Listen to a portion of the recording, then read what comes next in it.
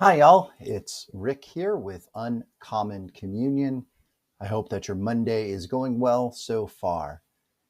Let us begin, as we always begin, with the knowledge, acknowledgement, the affirmation, and the assertion in joy, hope, and faith that God is here and now with us.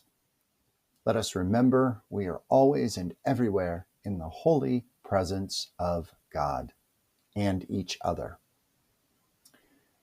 So, yesterday when I recorded, I think I was feeling some feelings, and that's good because I remember a bumper sticker that I saw years and years ago, well before this era that we're in, that said, "If you're not angry, you're not paying attention." So I think anger is appropriate and certainly legitimate and absolutely necessary in the moment that we find ourselves. That said, when I focus on what I see in politics and current events, sometimes it is really important for me to step back and ask that question, why or what's really going on here, right? And allow that to give me um, a perspective and guidance as I respond, and hopefully not just react to current events. Yesterday, no matter how we look at it, was a tremendously significant event. You've heard the statistics. I think I mentioned this yesterday, that overriding the state's governor, Governor Newsom of California, overriding him to send in the National Guards was something that it has not been done since 1965. Also, you may have heard that the way that Trump, the dictator in chief, I'm going to stick to calling him that because I really do think we are seeing dictatorial, not just aspirations, but dictatorial actions. We have reached that point clearly in our current events here in this country. The way that Trump, the dictator, wrote up the proclamation that allowed him or enabled him to override the governor of California kept an open-ended sort of commitment. And if you read that carefully, I don't have it in front of me to read. If you read it carefully, it is clear that he is thinking about what still could come ahead, right? I think also, especially thinking about the protests, the huge number of protests. Last I saw was like 1,600 around the country. What that means is we're not just talking about, one or two in a metro area like where I live here in Columbus. I know in Columbus, there's something like close to a dozen. So that's what we're looking at. That's how that number gets so high, so significantly. And I know he is thinking about that. And he is anticipating that bad actors will get involved. There may be some violence in some of those protests, and that will be, he already has a mechanism in place to send in National Guards, regardless of what the governor of a particular state might want. And make no mistake about it, we are seeing and will see him targeting blue states.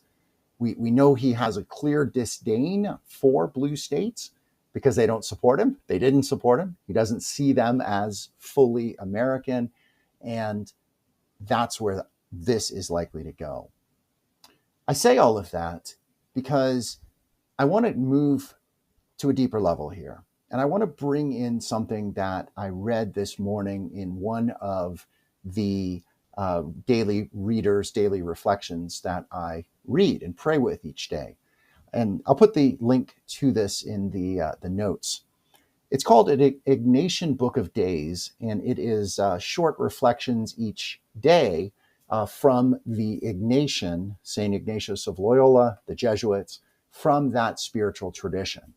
You also might know that in the written posts that I'm doing 3 times a week, I am also bringing in these affirmations, these sacred story affirmations that are from the Ignatian perspective.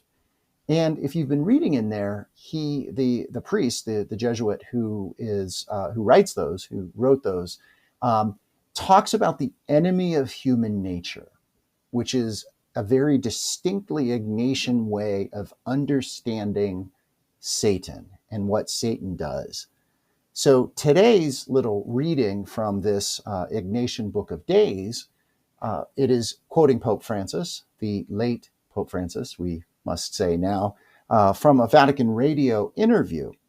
And I'll read this in its entirety. It's fairly short, but I think the whole thing is important to hear in Francis's unique style, and also I think very authentic to this type of Ignatian spirituality about understanding evil. He says, Pope Francis, there can be no dialogue with the prince of this world. Let this be clear. Today, dialogue is necessary among us humans. It is necessary for peace. Dialogue is an attitude that we must have among us to feel and understand each other, and that dialogue must be maintained forever. Dialogue comes from charity, from love.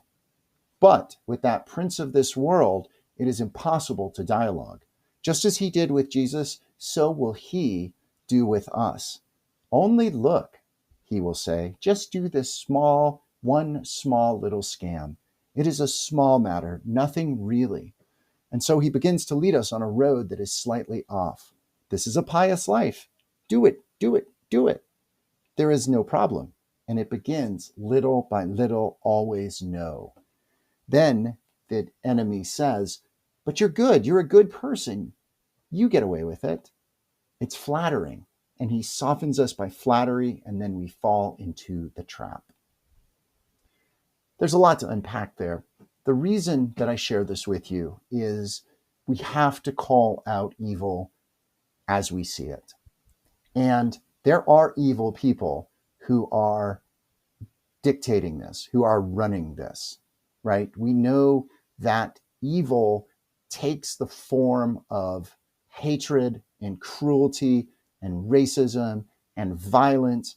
And I think more than anything else, and this is something that I think we people of goodwill, people who defend democracy, people who are authentic followers of Christ, who live with the goal of love, and that is the theme of the prayer that I will close with here in a moment from Meister Eckhart. We need to call out and understand that what evil seeks, what the enemy of human nature seeks more than anything else, is chaos. So whenever there is chaos that is being caused, especially when it's being caused intentionally, especially when the outcome is desired cruelty, that's evil. And to address evil, to fight evil, as Francis, the good Pope Francis said, we can't dialogue with that. There's no rationality. The only thing that we can do is point it out and counter it with love and compassion and goodness. That is tough, right? Make no mistake about it. When we talk about love, y'all, it is not a squishy, soft thing, right? It is tough, and it is difficult, and it is sacrificial, and it is always, always, always nonviolent. And that is the number one thing that evil people, like those who have the ear of the dictator to be, the dictator who is running our country now, evil people want that chaos. They want to sow that disruption.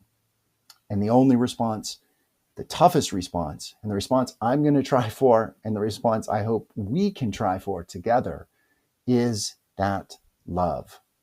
Loving difficultly, loving in a tough way, and continuing to speak out and stand up and call out the truth. Because here's the thing, y'all. That side, that's the evil, the enemy of human nature that we see operating so clearly right now, it does not have the truth. You remember in Scripture, Jesus calls Satan the father of lies, right?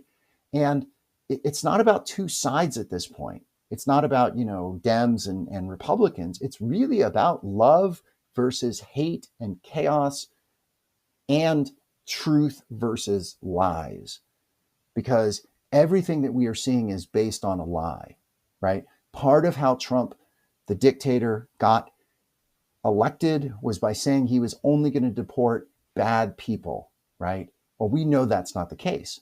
We know that's not the case. That's not happening. He sent in the National Guard because he said there was, and if you read the tweets, that there's chaos in the streets, that, there's all of this stuff. That's not happening. Yes, there are some scenes that, in a very limited way, are pretty horrible. I get that. And there's violence. Nevertheless, he is pouring gasoline onto a small fire with the hopes of causing more chaos, sowing that chaos. And why does Trump sow chaos? I said this yesterday, and I think this is even becoming more clear. Think about last week and all of the chaos that he did not create, right?